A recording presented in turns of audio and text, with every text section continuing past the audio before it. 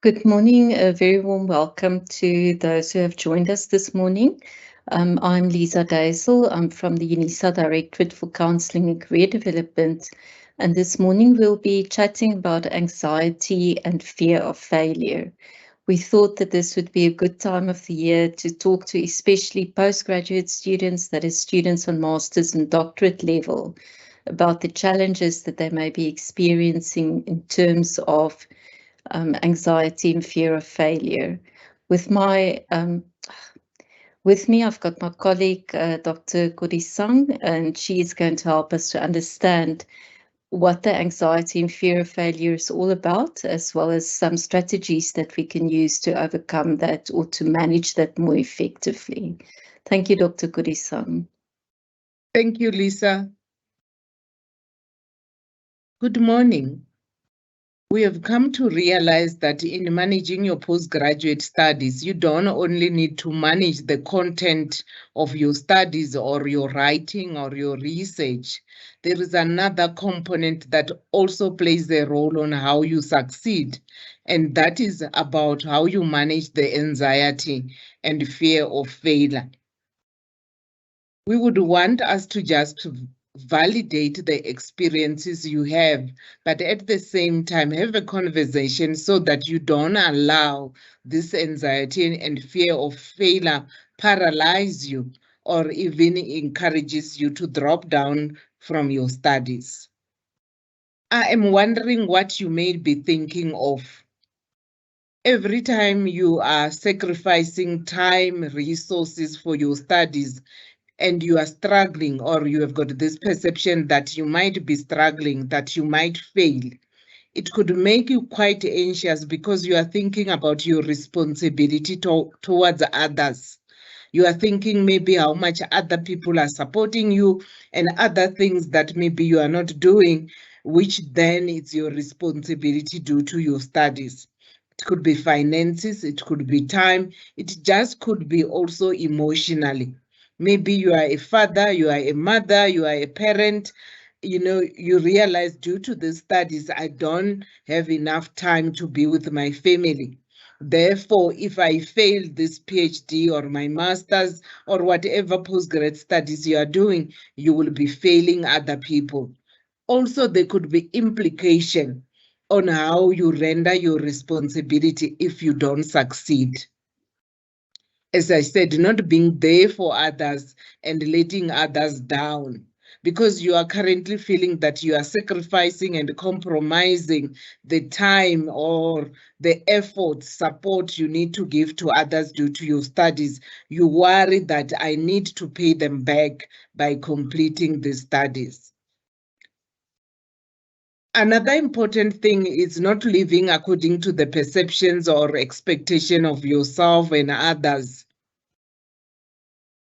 When you embark on postgraduate studies, sometimes we always have this perception of how our life should be once we have completed, or having a master's or a PhD must have the following return on investment, to the extent that as you are studying, you could have fear. What if at the end you don't achieve what you are thinking about? What if the return on investment, it might not be the way you are thinking? Also, what as you are studying, maybe the pain, the sacrifices might also provoke issues around, is it worth it? Will I get the benefit that will heal the pain, the sacrifice, the anxiety, and the hard work? So that by itself can make you worry. You are thinking, will I make enough money in such a way that it will compensate for what I'm going through? There is also financial implications of not succeeding. Sometimes when we embark on these studies, masters, doctoral or other postgraduate studies, maybe you are being funded, maybe it's your work that is funding you and you are thinking, what could happen? Maybe there is a contract that should you not complete the studies, you will need to pay back. That by itself can also cause a lot of anxiety.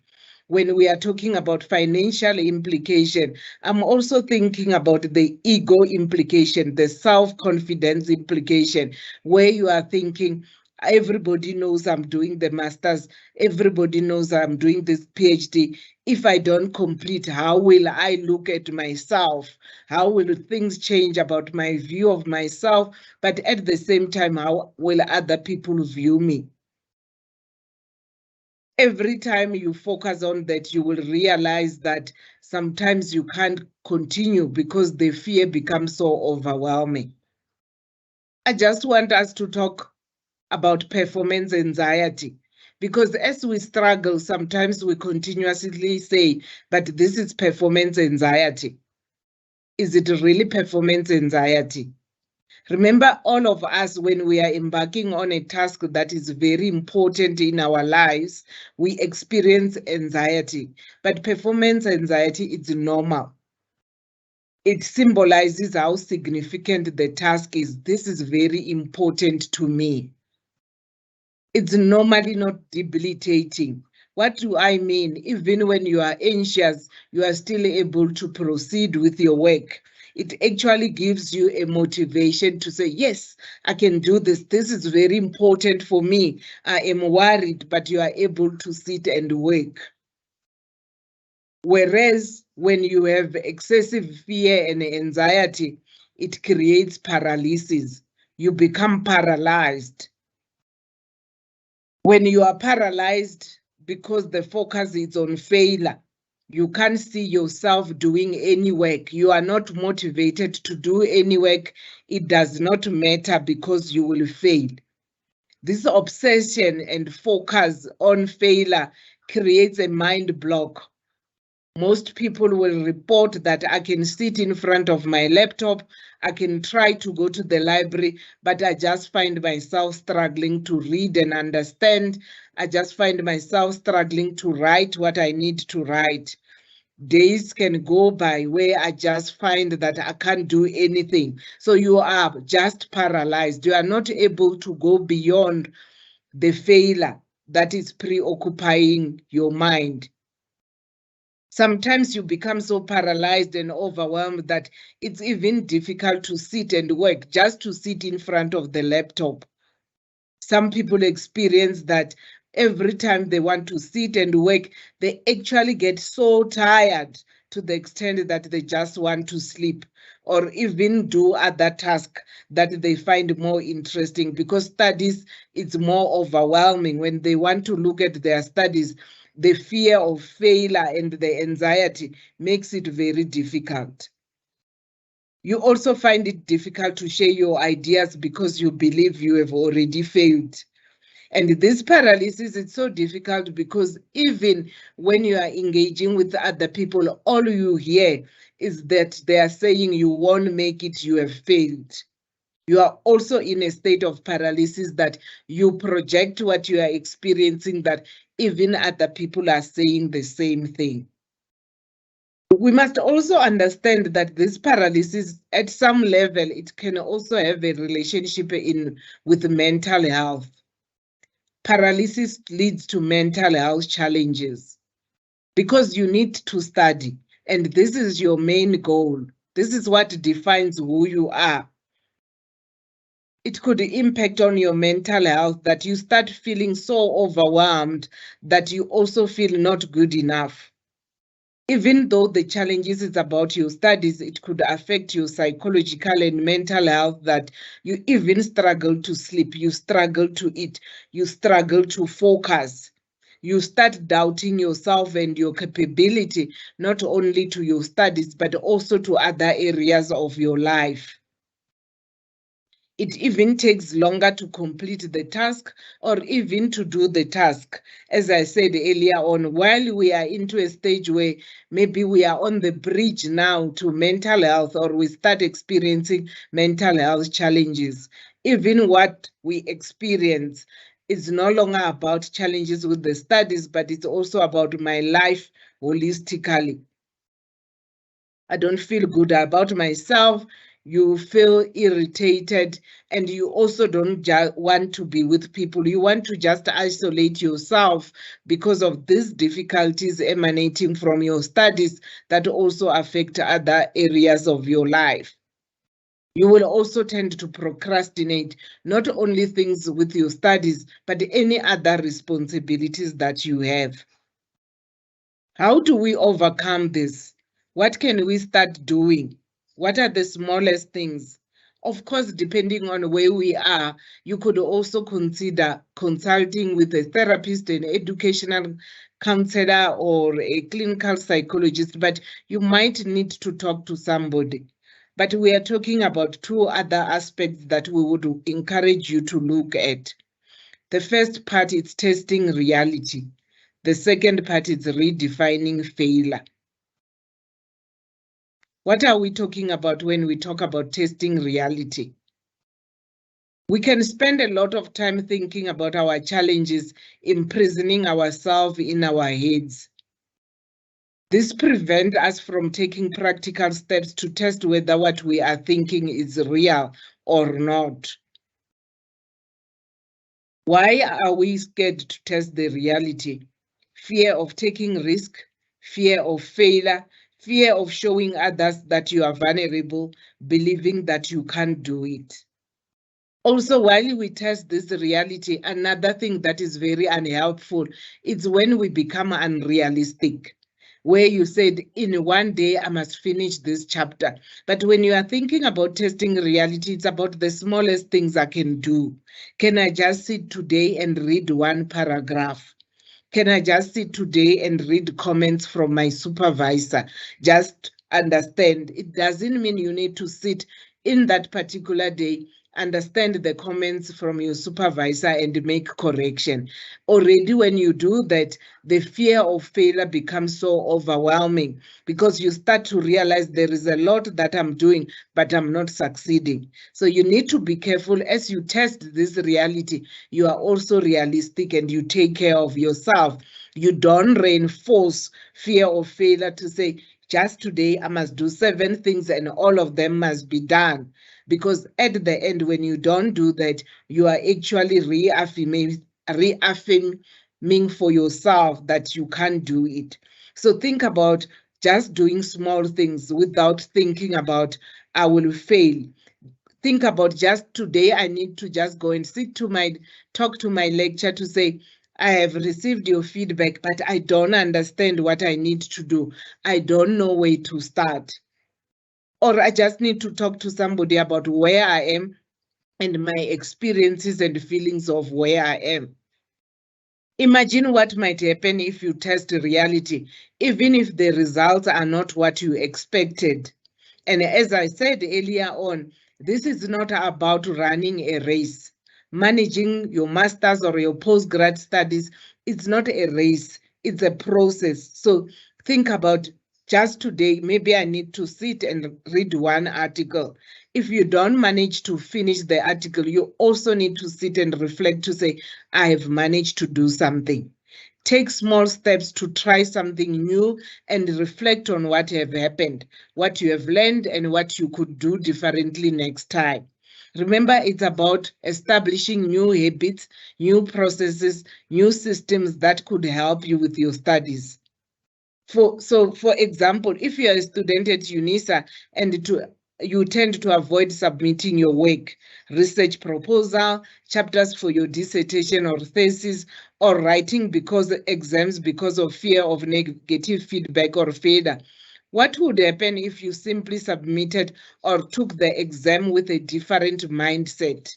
You could say to yourself, this is challenging, but I can still submit my assignment and receive feedback or write the exam and pass the module. I spoke to somebody else about this and I said, you also need to understand your role. You are a student. All you need to do is to submit, is to do your work and submit. There is a role of a lecturer, a supervisor, or a mentor who is supposed to mentor you and guide you and give feedback. Most of us, we create stuckness because you want to be your own mentor and being a student, and we get overwhelmed because when you start evaluating your work, you become quite overcritical. So give a space and a set boundaries that I need to do my work. Of course, you will still do your work diligently, but I need to give space for my supervisor to give me feedback so that I can grow. Even when with regard to feedback, part of having a mindset which is different, it's not being criticized. It's not being told you are not good enough. It's part of the journey that your supervisor needs to have an eagle eye towards your work so that at the end, there is a product that you and your supervisor are proud of. Let's talk about testing reality as a principle. The principle is that instead of spending a lot of time creating experiences in your head, you just have to live them.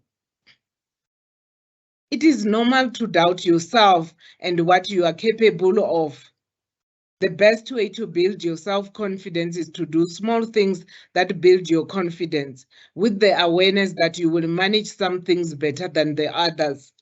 This is quite critical and important, especially for students doing masters and postgrad PhDs. Because remember, you had a particular perception of who you are based on your undergrad, your honors perhaps, or your masters, to the extent that when you start having a reality or a different experiences with your PhD, you start looking at yourself to say, who am I? This does not seem to relate with the frame of reference that I have. And most of us, we are very fragile and our self-confidence get quite impacted. But remember, this is on a particular level. Think about it, especially on a PhD level. This is a level that you are being tested in the field where you are going to be regarded as an expert. And it could require more than what you thought. It could be a different experience altogether. It could be challenging. As an integrated person, you will have things that you do really well and some things that you do less well. When you are not able to do some things well, it does not mean that you are a failure. It just means that there are areas for development and you can try again, especially with writing.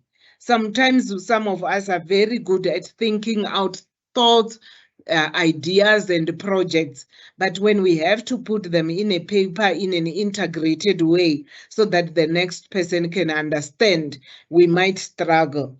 And that is the biggest struggle of postgrad, PhD, and masters. So remember that you also need to integrate as a person and embrace and allow yourself to grow from those areas that are challenging. We must remember that there are no guarantees that you will succeed in everything you do. So sometimes, even though we want to succeed, you also have to embrace the possibility that, what if I don't succeed? What if this is not meant for me? But at the same time, you need to allow yourself space to allow yourself to fail or to allow yourself to succeed, because there is no guarantee. You need to know how to take calculated risk and manage your vulnerabilities so that you can allow yourself to experience life with all its ups and downs. I can imagine for you to reach this stage of your studies, you have been academically quite strong. You have been capable of a number of things in your academics and other areas as a professional. But we also need to remember that there is times that life will take us to territories that seems unfamiliar, that challenges our views, that challenges of how we look at ourselves. Can we allow ourselves to experience that so that we can also experience other part of our being that we have never been exposed to? Let's look at redefining failure. It's important to rethink your definition of failure. Learn to view failure as opportunities for learning and growth. Consider how you receive feedback and even how you listen to messages that indicate that you have failed. In my interaction with most postgraduate studies, there is a lot of conclusion they make from the feedback from the supervisor, that it's as if it's insinuating that you have failed. But in actual fact, it's our own struggle with getting a different feedback or a negative feedback or a developmental feedback. Develop an understanding of where these messages come from. Is it coming from outside, or is it because of me struggling just to receive the message? Also, it's important to reflect on how you cope with the perception of failure or fear of failure. We felt that it's important that we share these thoughts and ideas with you regarding anxiety and failure, especially for master's and PhD students. We are hoping this is an invitation that you can contact us so that we can have conversation about where you are emotionally, so that you can be able to succeed with your studies. We thank you. You can contact us by email. You can also make online appointments. Thank you. Thank you, Dr. Kurisang. That was very important what you shared about having this kind of growth mindset, where we can really listen to feedback and understand that all of us are in a journey or a process to develop, and feedback is just what helps us to develop on that path. Earlier this week, we did a workshop with another group of students, and I remember one of the quotes there was, and I'm paraphrasing, something about where you need to invest now in the person that you want to be in the future. So, even though it might be a very challenging path that we have chosen in terms of postgraduate studies, every small thing that we do every day or every hour or every minute that we choose to spend on our studies helps us to become this person that we are imagining for the future. So again, just a big thank you from the two of us. We hope that you have found the information in this presentation relevant and helpful for your situation. And please remember to contact us either by email or with online appointments, or then contacting a counsellor at your regional office to have further discussions about your unique situation and the challenges that you might be experiencing. Thank you. Have a good day further.